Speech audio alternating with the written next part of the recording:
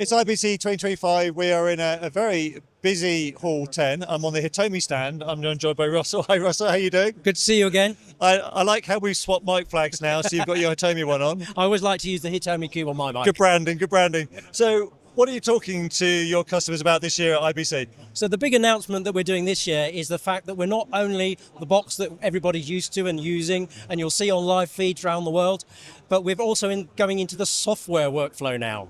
Okay. So latency lip sync's what we've always talked about before.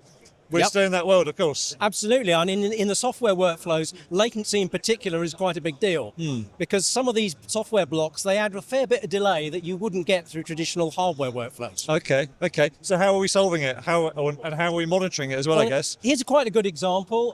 We're using an integration as an example with Grass Valley's AMPP product. Okay. And within that, we're deploying what we're calling software probes. So a bit like the probe of a multimeter, you say, I want to look at the timing here. I want to look at the timing there. Yep. So you deploy probes where you're interested in measuring both the latency and the lip sync. Right. On this screen, we've got a display of the summary. So it's showing like a timing flow. And on each one of these boxes, you've got an AV figure and a latency figure.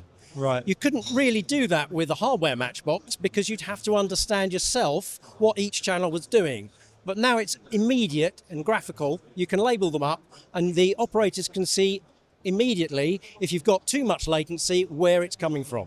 And you're able to see the latency for each one of these particular parts of the workflow? Absolutely. So if you've got something like, for example, an effects unit that might use like 12 frames of delay, 13, you're not quite sure how many. Yeah. Stick a timing measurement before and a timing marker afterwards, and it'll tell you the delay through that block.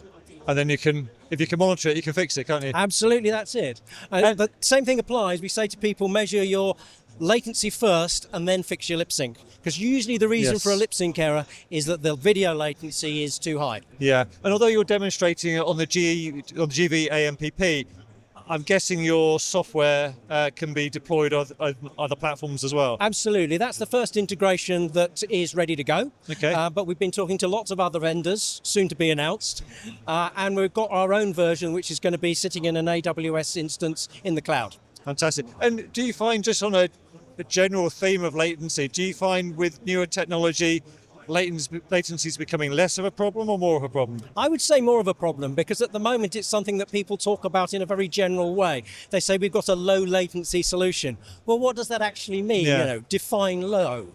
It's a bit like saying I've got a fast car. Yes.